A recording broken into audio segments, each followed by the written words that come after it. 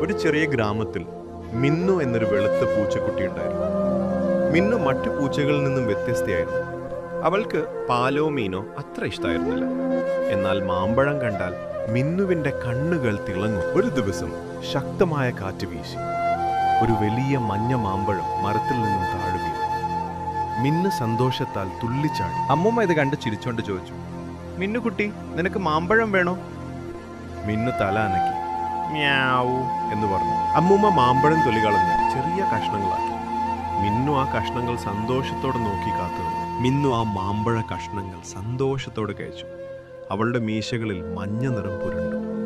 അമ്മൂമ്മ അത് കണ്ട് പൊട്ടിച്ചിരിച്ചു. അന്നു മുതൽ ഗ്രാമത്തിലെ എല്ലാവർക്കും മിന്നു പ്രസിദ്ധമായി.